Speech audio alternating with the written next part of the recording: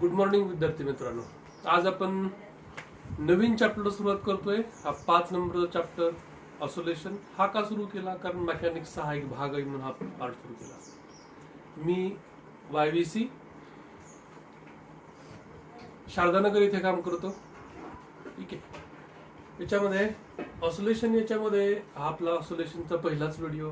काही गोष्टी म्हणजे ऑसोलेशन चॅप्टर सुरू करण्यापूर्वी तुम्हाला काही गोष्टी माहीत पाहिजेत. त्या कुठल्या कुठल्या? तर काही फॉर्म्युले माहीत पाहिजे. तर त्यामध्ये अगदी सुरुवातीला जसं की डेरिव्हेटिव्ह आहे. Derivative of x raise to N, it is a N into x raise to N minus 1. तसंच अजून तुम्हाला कुठले कुठले फॉर्म्युले माहीत पाहिजे. तर त्यात इंटिग्रेशनचे काही फॉर्म्युले माहीत पाहिजेत. जसं की integration of x raise to N with respect to dx. तर या ठिकाणी याचं इंटिग्रेशन जे आहे ते N X raise to N plus 1 upon N plus 1 plus C, where C is integration constant. Integration constant कधी देतो आपण? जर याला लिमिट नसतील तर कॉन्स्टंट देतो आपण, लिमिट असतील तर आपण कॉन्स्टंट लिहित नाही. हा पहिला फॉर्म्युला इंटिग्रेशनचा. दुसरा फॉर्म्युला जो आहे तो फॉर्म्युला एक वेगळा फॉर्म्युला आहे की जो तुम्हाला लक्षात ठेवायचा. इंटिग्रेशन ऑफ 1 अपॉन किंवा dx upon square root of A square minus X square. याचं इंटिग्रेशन जे आहे म्हणजे 1 upon square root A square minus X square, हा एक फॉर्म्युला तुम्हाला लक्षात ठेवायचा आहे. इथं तो फॉर्म्युला पण डायरेक्ट आपल्या डेरिव्हेशन मध्ये वापरणार आहोत. तर याचा फॉर्म्युला काय आहे? साइन इनवर्स एक्स अपॉन ए, साइन इनवर्स एक्स अपॉन ए प्लस सी. लक्षात ठेवा, साइन इनवर्स एक्स अपॉन ए, एक्स अपॉन ए. इथं ए स्क्वेअर मायनस एक्स स्क्वेअर आहे, एक्स अपॉन ए आहे तिथे लक्षात ठेवायचं. हे दोन फॉर्म्युला इंटिग्रेशनचे आपल्याला लक्षात ठेवायचे. तिसरा जो फॉर्म्युला जो आहे तो sine of theta plus pi by 2. आता इथं या ठिकाणी is equal to cos theta लिहितो. ठीक आहे. याचे जे काही फॉर्म्युले जे आहेत ते फॉर्म्युले कसे लक्षात ठेवा. ठीक आहे. जर इथं मी एन घेतला, theta plus N pi by 2, तर कॉस थीटा कधी येऊ शकतं? जर एन हा ऑड घेतला, तर एन हा ऑड आहे, ऑड 1 3 5 असं जर व्हॅल्यू घेतल्या मी, तर या ठिकाणी sine of theta plus N pi by 2, if n is a odd then it is a cos of theta. हा पण वापरायचा आपल्याला. जर एन हा इव्हन असेल म्हणजेच काय 2 4 6 असं असेल, so sine theta plus N pi by 2 where n is a even that is 2 4 6 असं जर असेल, समजा मी 2 ठेवला तर किती येतं? पाय येतं. 4 ठेवला तर ते किती येईल? 2 पाय येऊन जाईल. म्हणजे या ठिकाणी तुम्ही तिथं एन पाय एन इंटिजर घेतला तर या ठिकाणी sign theta plus N pi where n is integer then it remains as it is, that is a sine theta. ठीक आहे. हा एक फॉर्म्युला तुम्हाला लक्षात ठेवायचा आहे. जर या ठिकाणी इथं हा ऑड असेल तर साइनचं कॉस होतं, कॉसचं साइन होतं. तसंच कॉसच्या बाबतीत पण आहे. ठीक आहे. आणि जर इथं या ठिकाणी थीटा जर एन जर इव्हन घेतला तर मग मात्र साइनचं साइनच राहतं, कॉसचं कॉसच राहतं. पण त्यातला हा एक फॉर्म्युला एक लक्षात ठेवा, sign theta plus pi by 2 is the cos of theta. आता याच्यानंतर चौथा फॉर्म्युला. चौथ्या फॉर्म्युल्यामध्ये आपल्याला डेरिव्हेटिव्ह दोन लक्षात ठेवायचे. पहिला डेरिव्हेटिव्ह तर आपण लक्षात ठेवलेलाच आहे. तो कुठला? Derivative of x raise to N with respect to x is the n into x raise to N minus 1. ठीक आहे. हा तर आहेच.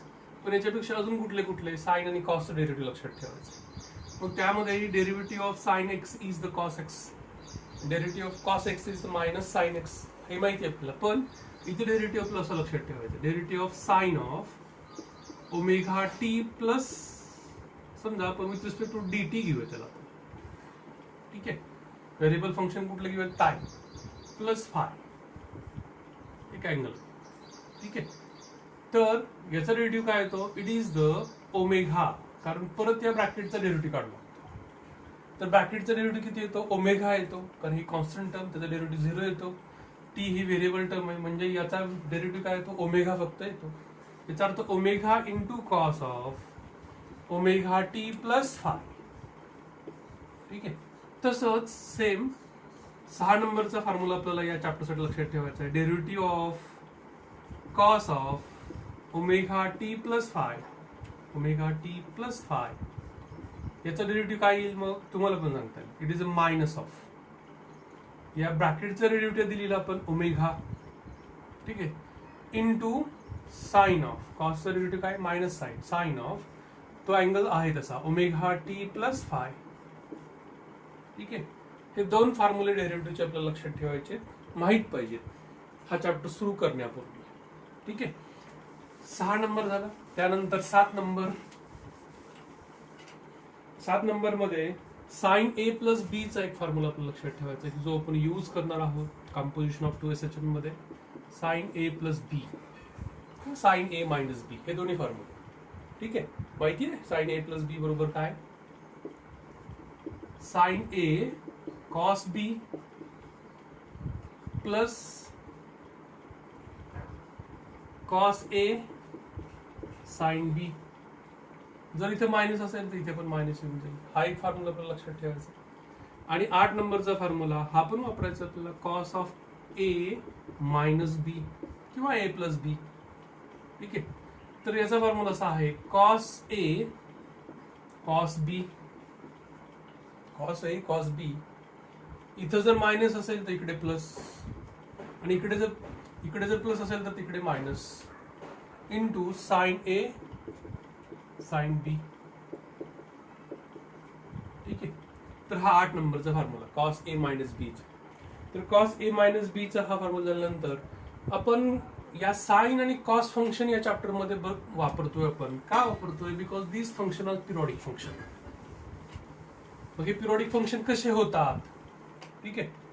तो एक भाग लक्षात ठेवायचा की जो भाग आपल्याला variation of velocity, acceleration, displacement, म्हणजे आपल्या 3 गोष्टी, 3 फिजिकल क्वांटिटी ज्या आहेत या मोशन मध्ये, डिस्प्लेसमेंट, वेलॉसिटी आणि एक्सेलरेशन, त्याला रिप्रेझेंट करताना आपण साइन आणि कॉस फंक्शन मध्ये रिप्रेझेंट करतो. मग त्याचं variation with respect to that angle or phase कसं होतं, तर त्यासाठी आपल्याला साइन आणि कॉसचे जे काही फॉर्म्युले जे आहेत किंवा त्याला आपण पिरियडिक फंक्शन का म्हणतो ते आधी पाहूयात आपण. ठीक आहे. समजा मी हा वाय एक्सिस काढलाय, हा एक्स एक्सिस काढलाय, इथून सुरुवात करूयात आपण. इथं समजा अँगलच्या व्हॅल्यूज इथून सुरुवात केली तर अँगल किती असेल 0. ठीक आहे. इथून सुरुवात केली आपण, अँगल काय 0. इथं गेलो आपण, म्हणजे इथं थीटाची व्हॅल्यू काय असेल π/2 किंवा 90 डिग्री. आपण इथून निघालो, इथून परत इथे आलो आपण, म्हणजे किती अँगल पूर्ण केला, थीटा बरोबर पाय रेडियन. आपण इथून निघालो, इथून परत वापस या ठिकाणी आलो, म्हणजे पाय प्लस π/2. तर इथं थीटाची पहिली व्हॅल्यू काय असेल, थीटाची पहिली व्हॅल्यू काय असेल 3π/2 असेल. ओके. एक फेरी पूर्ण केली आहे त्याच ठिकाणी आलो आपण, म्हणजे या ठिकाणी या ऍक्सिसला पहिला अँगल काय असेल 2π. एक फेरी पूर्ण झाली की अँग्युलर डिस्प्लेसमेंट किती होतं 2π एवढं होतं. बरं ठीक आहे. त्यानंतर इथून परत या ठिकाणी आलो आपण, तर थीटा इथं पुढे किती असेल 2π मध्ये परत किती ऍड करावं लागेल π/2 है ना, म्हणजेच किती 2.5π म्हणजेच कसं लिहिता येईल 5π/2. ठीक आहे. इथून परत इकडे आलो आपण, किती पाय पूर्ण होतील 3π. परत इथे आलो आपण, किती होईल 7π/2. परत वापस या ठिकाणी 2 फेऱ्या पूर्ण झाल्या. किती फेऱ्या पूर्ण झाल्या 2 फेऱ्या पूर्ण झाल्या. त्याचा अर्थ अँग्युलर डिस्प्लेसमेंट किती इथं किती असेल 4π. आता याच्या पुढच्या व्हॅल्यूज तुम्हाला सहज सांगता येतील. इथं काय असू शकतं, इथं 9π/2 असू शकतं, सो ऑन. इकडे काय असू शकतं, इथं 5π, 7π, सो ऑन. इकडे काय असू शकतं 11π/2, सो ऑन. इकडे 6π, 8π, सो ऑन. आता याच्यामध्ये आपल्याला साइन आणि कॉसच्या व्हॅल्यूज लक्षात ठेवतात. इथं या पॉझिटिव्ह एक्स ऍक्सिसला साइन थीटा जर घेतला, थीटाच्या कुठल्या व्हॅल्यूज घ्यायच्या 0, 2π, 4π, 6π, 8π, so on. Sine nπ where n is the integer किंवा n is the even number, then it is 0. आता इंटिजर पण घेऊ शकतो, म्हणजे या ऍक्सिसला साइन थीटा काय आहे 0, साइन एन पाय है ना, साइन थीटा इथं किती आहे, 0च आहे. म्हणजे एक्स ऍक्सिसला साइन थीटाच्या व्हॅल्यूज काय आहेत, 0 आहेत. तर याच ऍक्सिसला कॉस थीटाच्या व्हॅल्यूज कशा आहेत पहा. कॉस 0 प्लस 1, कॉस 2 पाय प्लस 1, कॉस 4 पाय प्लस 1. तसंच या ठिकाणी पहा, कॉस थीटा जर मी थीटाची व्हॅल्यू पाय घेतली तर -1, थीटाची व्हॅल्यू 3 पाय घेतली तर -1, 5 पाय घेतली तर -1, सो ऑन. म्हणजे या ठिकाणी या ऍक्सिसला, या पॉझिटिव्ह एक्स ऍक्सिसला कॉस ऑफ थीटा कसा आहे, +1. निगेटिव्ह एक्स ऍक्सिसला कसा आहे, कॉस ऑफ थीटा -1. ठीक आहे. तसंच या ठिकाणी आपण वाय ऍक्सिसला जाऊयात. आपण वाय ऍक्सिसला सुरुवातीला व्हॅल्यू पाहूयात आपण sine theta. Sine 90 +1, sine 5π/2 +1, sine 9π/2 +1, so on. तर इकडे काय असेल पहा, साइन थीटाची value, sine theta sine 3π/2 -1, sine 7π/2 -1, sine 11π/2 -1, so on. तसंच या ऍक्सिसला म्हणजे साइन थीटाची व्हॅल्यू इकडे कशा आहेत, +1 -1 आहेत वाय ऍक्सिसला. तसं कॉस थीटाची व्हॅल्यूज काय आहेत, कॉस ऑफ थीटा, जर कॉस ऑफ थीटा मी π/2 घेतला पहिला तर 0, 5π/2 घेतला 0.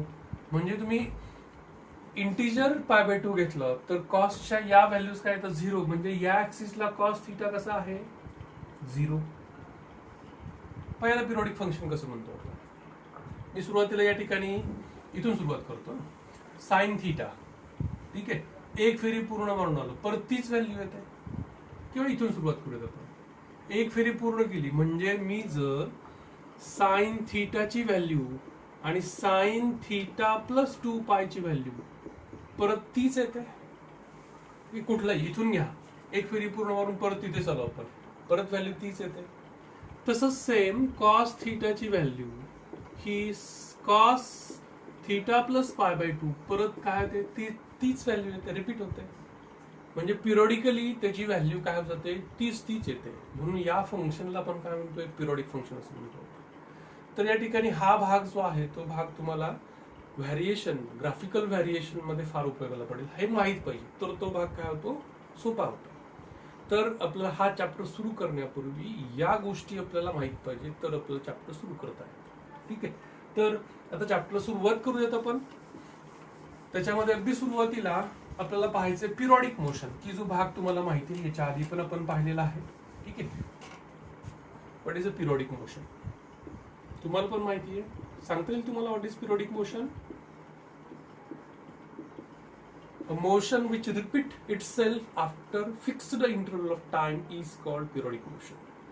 Example सांगता येईल तुला, Earth which revolves around the sun is a periodic motion. It takes 365 days to complete one revolution. ठीक आहे. किंवा आपल्या घड्याळामधले सर्व काटे जे आहेत, मिनिट काटा असेल, सेकंड काटा असेल, सर्व काटे एक फेरी पूर्ण करायला काय करतात, सारखाच वेळ घेतात. याचा अर्थ या मोशन्स कशा आहेत, पिरियडिक मोशन्स आहेत. A motion which repeats itself after a fixed interval of time is called the periodic motion. And the time taken for one such revolution, oscillation is called the period. म्हणजे त्याला आपण काय म्हणतो, त्या वेळेला काय म्हणतोय आपण, पिरियड असं म्हणतो. या ठिकाणी इथं पिरियड म्हणजे काय तेही लक्षात ठेवूयात आपण, पिरियड. ठीक आहे. आता पिरियडिक मोशन मध्ये याच्यानंतर आपल्याला ऑसिलेशन म्हणजे नेमकं काय पाहायचं ना, किंवा ऑसिलेटरी मोशन म्हणजे काय, the motion of the object which is to and fro or up and down. ठीक आहे, अशी मोशन असेल. किंवा व्हायब्रेटरी मोशन, या मोशनला काय म्हणतोय आपण, या ठिकाणी ऑसिलेटरी मोशन किंवा व्हायब्रेटरी मोशन असं म्हणतोय आपण. याच्यामध्ये एक्झाम्पल पाहता येईल, सिंपल पेंडुलमचे एक्झाम्पल पाहता येईल. If it is released, it is pulled from the mean position, released, then it will oscillate about its mean position. याला ऑसिलेटरी मोशन म्हणता येईल, व्हायब्रेटरी. किंवा the string of the any musical instrument, ती जी string आहे ती आपण प्लग केली तर ती त्याच्या मेन पोझिशन मध्ये काय होते, व्हायब्रेट होते. तर त्या मोशनला आपल्याला काय म्हणतात, ऑसिलेटरी मोशन किंवा व्हायब्रेटरी मोशन असं म्हणता येतं. मग त्यातलं simplest type of the oscillatory or the vibratory motion is a simple harmonic motion. याला सिंपल हार्मोनिक मोशन का म्हणतो आपण, तो भाग पाहूयात आपण. ठीक आहे. तर या ठिकाणी त्यासाठी एक उदाहरण बघूयात आपण. सिंपल पेंडुलमचं सिंपल उदाहरण बघूयात आपण. त्याच्यामध्ये काय करूया, एक रिजिड सपोर्ट आहे, लाईट वेट स्ट्रिंग आहे, एक हेवी ऑब्जेक्ट जोडलेला आहे, for example a point heavy mass असा ऑब्जेक्ट आहे.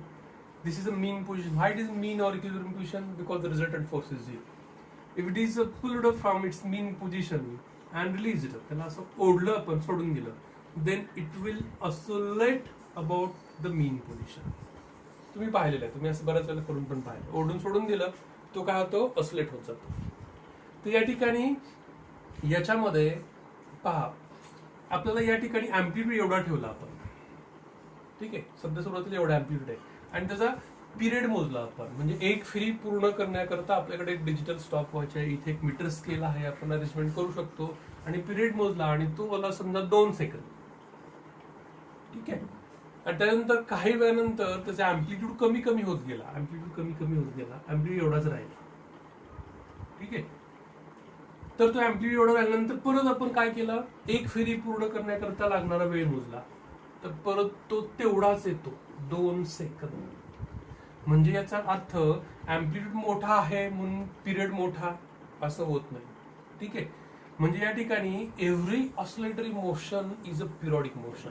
प्रत्येक ऑसिलेटरी मोशन ही पिरियडिक मोशन असते, हे याच्यावरून आपल्याला सांगता येतं. तर या ठिकाणी इथं पण त्याच्या अपोजिट तो भाग लक्षात ठेवायचा. Every oscillatory motion is a periodic motion, but every periodic motion is not oscillatory motion. जसं की उदाहरण आपण याच्या आधी पाहिलेलं आहे. आपण जो पहिला चॅप्टर पाहिला रोटेशनल डायनॅमिक्स, त्याच्यामध्ये आपण 2 उदाहरणं पाहिली आपण. Uniform circular motion, uniform circular motion, speed कसा आहे, कॉन्स्टंट आहे. आणि दुसरं आपण पाहिला रोटेशनल मोशन. या रोटेशनल मोशन मध्ये if the object rotate about the given axis with constant angular speed omega, याचा पण व्ही कसा आहे, कॉन्स्टंट आहे, किंवा याचा ओमेगा पण कसा आहे, कॉन्स्टंट आहे युनिफॉर्म सर्क्युलर मोशनचा. या दोघाला आपल्याला काय म्हणता येतं, पिरियडिक मोशन म्हणता येतं. दोघाला काय म्हणता येतं, पिरियडिक मोशन म्हणता येतं. म्हणून याला ऑसिलेटरी मोशन म्हणता येईल का, नाही. तर तो भाग लक्षात ठेवायचा. But every oscillatory motion is a periodic motion, but every periodic motion is a not oscillatory motion. हा भाग लक्षात ठेवत. आता याच्यामध्ये जो simplest type of oscillatory or vibratory motion is called the simple harmonic motion. आपण या ऑसिलेटरी मोशनला सिंपल हार्मोनिक मोशन असं का म्हणतोय आपण, कारण प्रत्येक ऑसिलेटरी मोशन कशी आहे, पिरियडिक मोशन आहे, म्हणून आपण त्याला सिंपल हार्मोनिक मोशन असं म्हणतो. मग ती अप अँड डाऊन असेल, किंवा टू अँड फ्रो, किंवा अप अँड डाऊन असेल, ठीक आहे. तर या ठिकाणी त्या मोशनला आपण सिंपल हार्मोनिक मोशन असं म्हणतोय आपण. मग या सिंपल हार्मोनिक मोशनचे परत 2 भाग करतो आपण. त्यातला पहिला भाग, if the path of the motion is straight line, मग तो असा आडवा असेल किंवा उभा असेल, अशा या सिंपल हार्मोनिक मोशनला काय म्हणता येतं, तर त्या मोशनला आपलं लिनियर सिंपल हार्मोनिक मोशन म्हणतात. आणि जर पाथ स्ट्रेट लाईन नसेल, असा असेल, ठीक आहे, अँग्युलर असेल, ठीक आहे, लिनियर नसेल, अँग्युलर असेल, तर त्याला काय म्हणता येतं, तर त्याला आपल्याला म्हणता येतं अँग्युलर सिंपल हार्मोनिक मोशन. तुम्ही कधी जो मेकॅनिकल आपलं वॉच आहे त्याच्यामध्ये जे बॅलन्स व्हील आहे, त्या बॅलन्स व्हीलला जर पाहिलं असेल तर ते बॅलन्स व्हील असं असतं, बॅलन्स व्हील, आणि ते बॅलन्स व्हील सतत असं फिरत असतं, ठीक आहे. तर ती मोशन जी आहे ती मोशन कशी आहे, अँग्युलर सिंपल हार्मोनिक मोशन आहे. अशा या ठिकाणी 2 प्रकार आहेत. तर आपल्याला सिलेबसमध्ये लिनियर एसएचएमचा भाग खूप मोठा आहे, अँग्युलर एसएचएमचा छोटासा भाग आहे. तर या ठिकाणी लिनियर सिंपल हार्मोनिक मोशन काय आहे नेमकी, है ना, त्याची डेफिनेशन काय आहे ते आपण पाहूयात, ठीक आहे. तर याच्यामध्ये महत्वाचा भाग सुरू करतोय आपण. तो आधीचा भाग जो होता तो इंट्रोडक्शन पार्ट आहे, linear simple harmonic motion. Linear simple harmonic motion, त्यासाठी आपण एक उदाहरण घेऊयात आपण.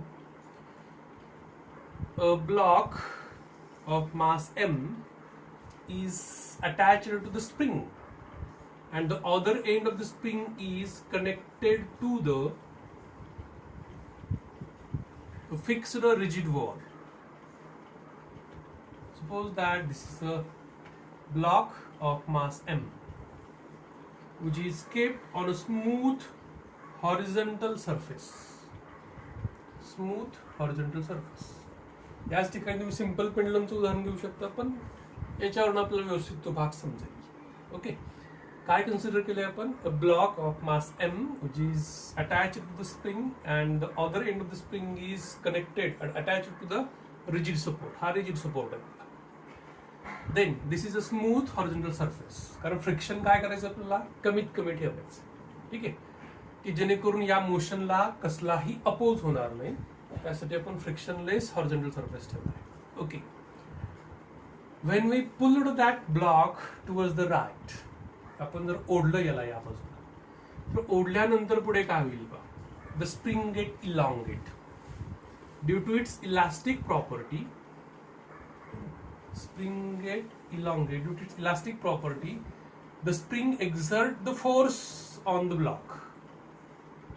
आता हा जो फोर्स आहे तो फोर्स तुम्ही या ठिकाणी अनुभव घेऊ शकता. त्या फोर्स कसा अनुभव घेऊ शकता का?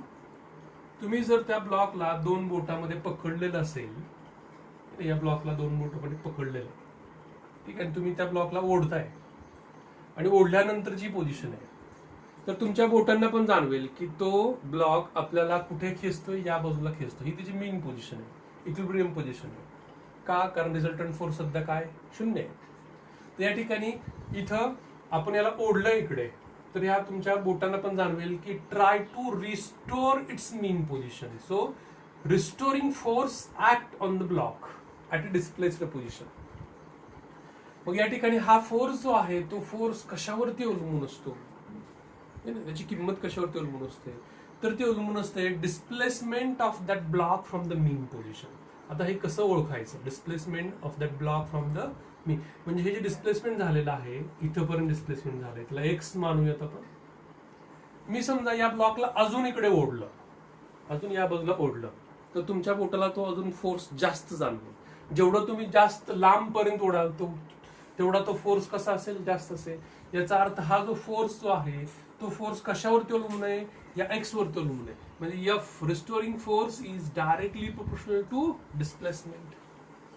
ठीक आहे, जेवढा डिस्प्लेसमेंट जास्त असेल फ्रॉम द मेन पोझिशन तेवढा हा फोर्स जास्त असेल. मी जर अजून त्याला ओढलं तर अजून तुम्हाला बोटांना जाणवेल रिस्टोरिंग फोर्स अजून जास्त एक्झर्ट होतोय. मग हा रिस्टोरिंग फोर्स असं प्रत्येक ऑसिलेटरी मोशन मध्ये होत असतं. मग याच्यामध्ये इथं F is directly proportional to displacement. तिथून मी सोडून दिला ब्लॉक, त्या फोर्समुळे ती वस्तू काय होते? ऍक्सेलरेट होते. Due to its acceleration the speed goes on increasing. Momentarily it is at rest position, it means at the extreme position v becomes 0. Okay, when it released due to the restoring force it get accelerate. So due to this acceleration the speed goes on increasing. Speed काय होत जातो? वाढत वाढत जातो. याच्यामध्ये हा restoring force is directly proportional displacement. मग हे साइन काढून टाकलं आपण, एक कॉन्स्टंट घ्यावं लागलं आपल्याला, that is a minus of K into x असं इक्वेशन भेटतं आपल्याला. निगेटिव्ह साइनचं मिनिंग काय पहा? डायरेक्शन ऑफ फोर्स कसा आहे? Always towards the mean position. आणि डायरेक्शन ऑफ डिस्प्लेसमेंट कसं आहे? Always away from the mean position. या दोघांची डायरेक्शन कशी आहे? अपोजिट आहे.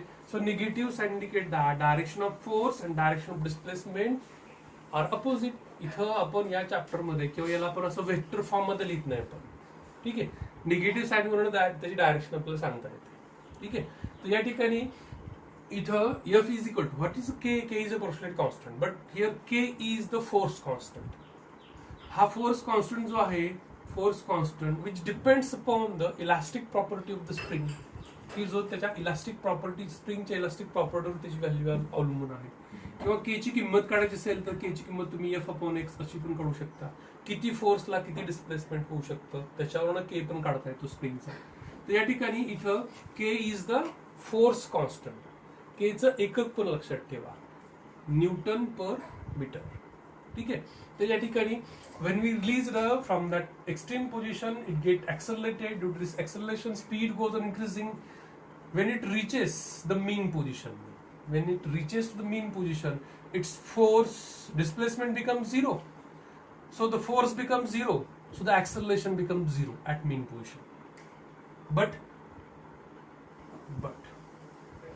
Newton's first law states that if the body is in a motion, it remains in the motion.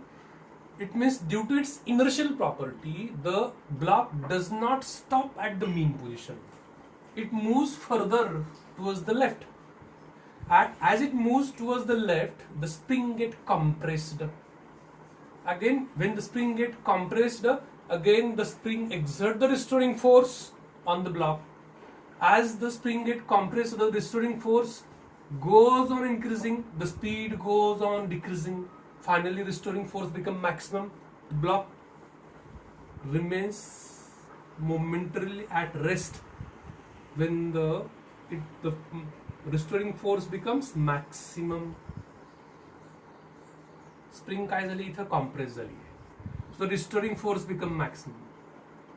And again, due to this restoring force, it get accelerated towards the mean position. Due to this acceleration, speed goes on increasing. As the speed goes on increasing, again the motion again repeat. The procedure is repeat again the same type. So in this way, the block, when we pull that block towards the right and release it, the block will move to and fro about the mean position. Again, the restoring force and displacement, in this case displacement towards the left side, x.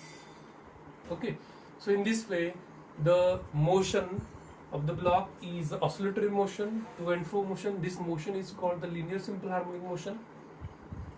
तर या motion मध्ये आपल्याला force जसा आहे तसं ऍक्सलरेशनचं पण expression काढता येतं. फोर्स कसं आहे -kx.